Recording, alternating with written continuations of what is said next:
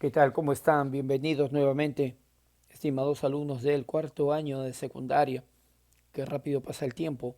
Estamos en este segundo bimestre, dentro de la cuarta semana, y el día de hoy en el curso de gramática tocaremos el tema de la ortografía puntual. Hablaremos un poco sobre los signos de puntuación, específicamente sobre la normativa que rige el uso de las comas en cuanto a sus funciones y los usos del punto. Los signos de puntuación, en primer lugar, delimitan las frases y los párrafos, estableciendo la jerarquización sintáctica de las ideas o enunciados para poder conseguir estructurar un texto, ordenar las ideas y, valga la redundancia, jerarquizar estas entre las más importantes o principales y las menos importantes o secundarias. También podemos decir que los signos de puntuación son señales o marcas gráficas que permiten al redactor poder estructurar un discurso escrito al tiempo que le permitirá al lector, por otra parte, identificar las inflexiones del texto, es decir, el modo de entonación y las pausas necesarias que facilitarán posteriormente su comprensión.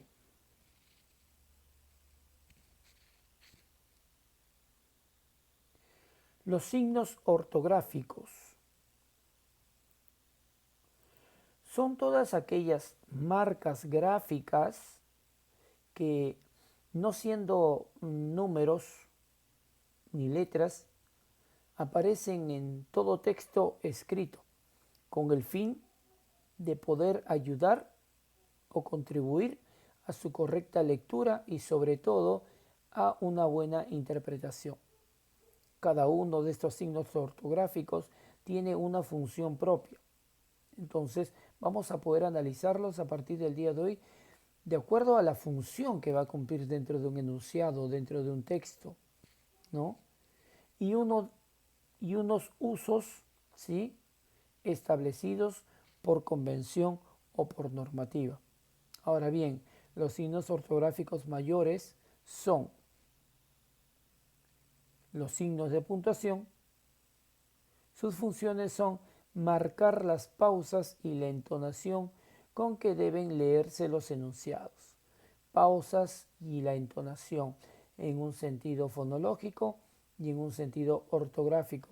Organizar el discurso y sus diferentes elementos para poder facilitar su comprensión, evitar posibles ambigüedades en el texto o doble interpretación, que sin su empleo podrían tener interpretaciones diferentes y sobre todo señalar el carácter especial de determinados fragmentos de un texto. Dentro de los signos de puntuación mayores o simplemente signos de puntuación tenemos a la coma. La coma es un signo de puntuación que se utiliza frecuentemente para poder indicar una pausa breve y sobre todo para poder darle claridad a la oración. Ahora bien, conozcamos mejor sus distintas clases tomando en cuenta la función que cumple ésta dentro de un enunciado, ¿no?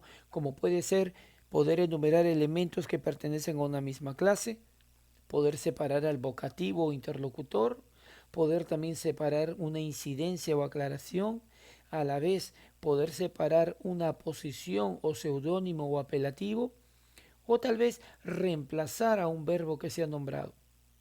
Dicho esto, tenemos la siguiente clasificación. Tenemos en primer lugar la llamada coma enumerativa.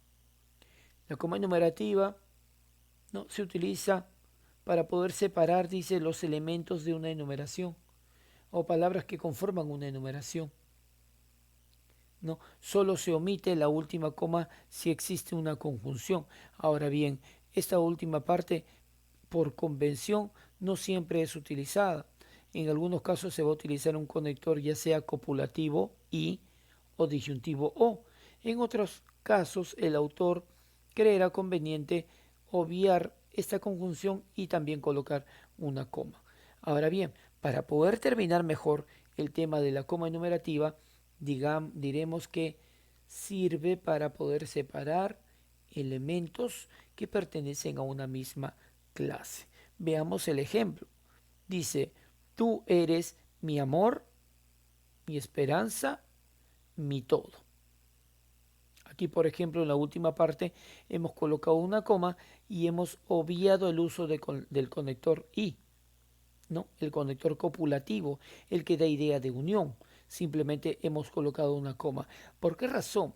Porque hay que tomar en cuenta que la coma o las comas ya también sirven como una especie de enlaces o conectores que de una u otra manera, de acuerdo a la función que cumpla, van a poder ayudar a entender mejor el texto, a poder captarlo mejor y sobre todo a poder interpretarlo. Otro ejemplo dice, compramos frutas, verduras, arroz y papas, ¿no? La utilización de la coma enumerativa para poder separar, en este caso, elementos que pertenecen a una misma clase. La coma vocativa se usa, dice, para separar al vocativo, el cual es la persona o algo personificado a quien nos dirigimos para poder invocarle o llamar la atención de éste, ¿no? Porque sabemos que si hablamos con una segunda persona no hay necesidad de nombrarla, porque es la única con la que estamos entablando conversación. Pero sin embargo lo hacemos, ¿sí? Utilizando su nombre o tal vez una palabra que sirva para poder reemplazar el nombre de esta, ¿ya? Con fines de llamar su atención, con el único propósito de llamar su atención. Cuando el vocativo está al principio, llevará la coma después. Si está al final, la llevará antes. Pero si ese vocativo está intercalado en la oración, tendrá que ir separado con comas, o sea, una antes y una después.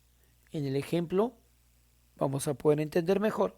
Dice, todavía no has terminado tu tarea, Valeria. En todo caso, aquí Valeria es el vocativo porque es la persona con quien nosotros estamos entablando un tipo de conversación. Escúchame, Leonardo, por favor. Igualmente aquí, el vocativo es Leonardo, por lo tanto tendremos que separarlos con comas, uno al inicio y uno al final.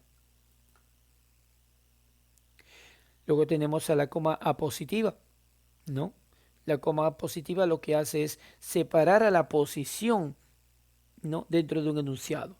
Ahora bien, ¿qué cosa es la posición? La posición es un elemento del sujeto que lo que va a hacer es repetir la idea del núcleo, como una especie de seudónimo, ¿sí? O apelativo, o sobrenombre, ¿ya?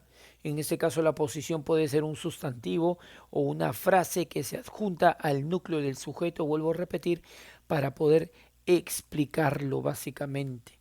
Entonces, digamos que Ricardo Palma, el bibliotecario mendigo, murió en 1919. La pregunta simple, ¿quién fue el bibliotecario mendigo? Excelente, Ricardo Palma. ¿Y quién fue Ricardo Palma? Lo mismo.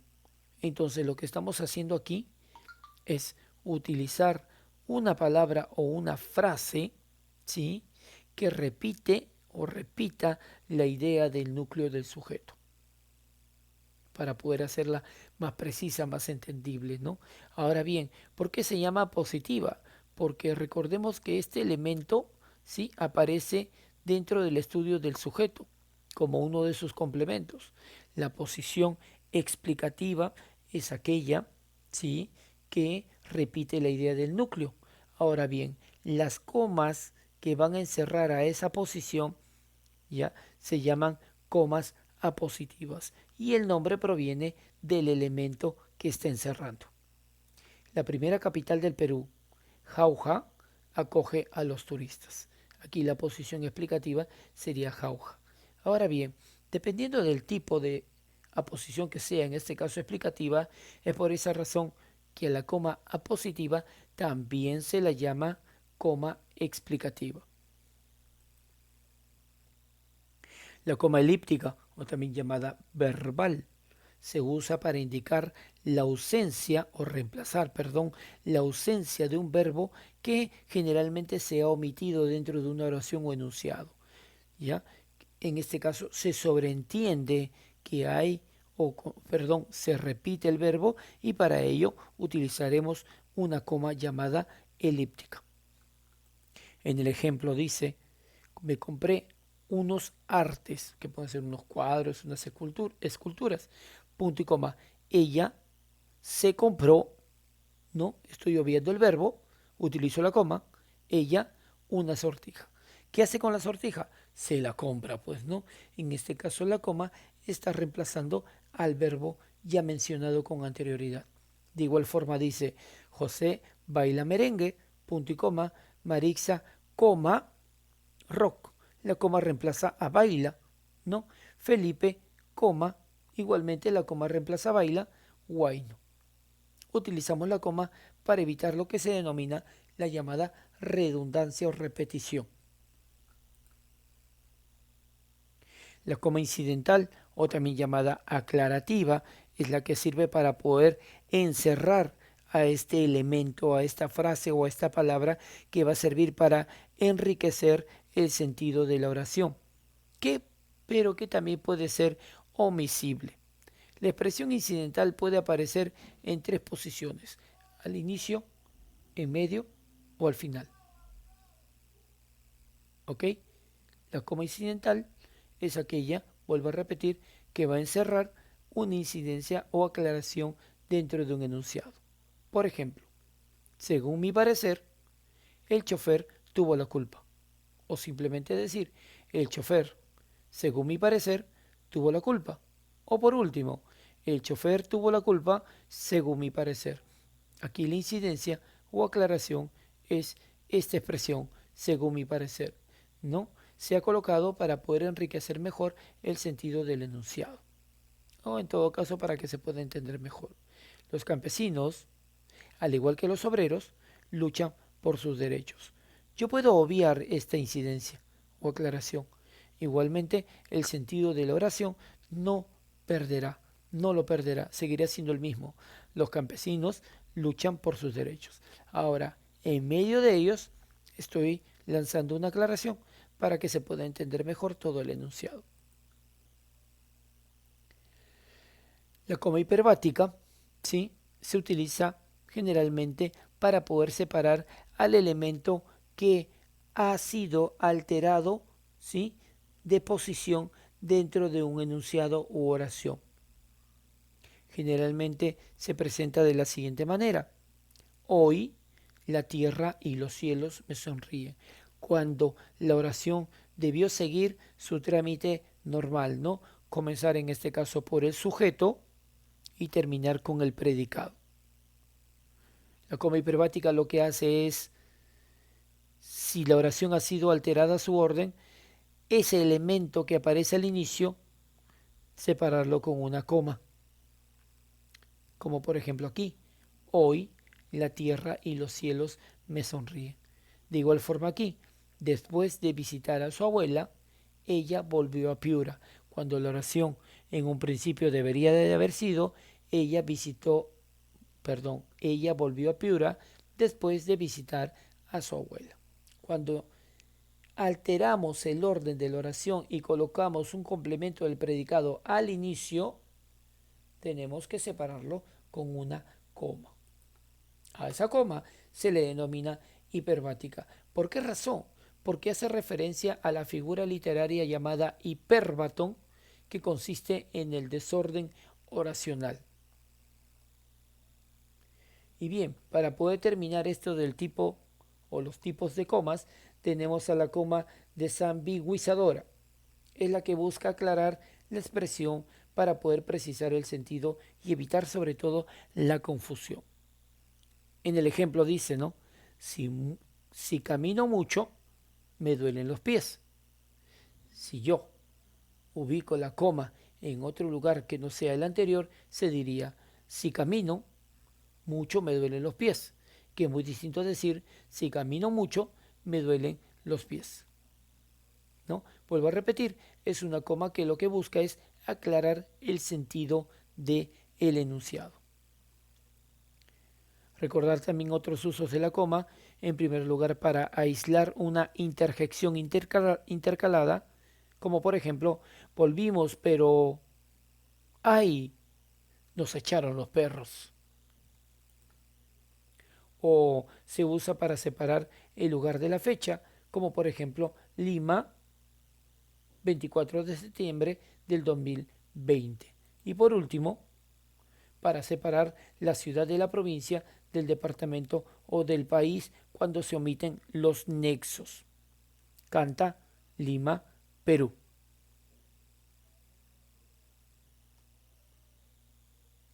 En cuanto al uso del punto, es aquel que señala la pausa que se da al final de un enunciado. Después del punto, salvo en caso del utilizado en las abreviaturas, siempre se escribirá con letra mayúscula. De acuerdo a ello, existen tres clases de puntos: el punto y seguido, el punto y aparte y el punto final. El punto y seguido separa, dice, enunciados que integran un párrafo, o sea, separa oraciones que van ubicadas dentro de un mismo párrafo. Salieron a dar un paseo breve, punto y seguido. La mañana era espléndida, punto y seguido. Ellos eran felices. El punto y aparte separa o sirve para separar párrafos que están ubicados dentro de un texto, ¿no? Aquellos que suelen desarrollar un tema específico. Por ejemplo, el mar estaba embravecido. Aquel día los barcos bailaban sobre el agua, sorteando las olas con dificultad. Miguel, sentado en el muelle, esperaba el regreso de su padre. Estaba muy ansioso por su llegada. Lo vería después de muchos años, llenos de dolor y mucha nostalgia. Como podemos ver en este pequeño texto, ¿sí? Lo que hemos hecho, o lo que he hecho yo por casualidad, es obviar el uso del punto y aparte aquí.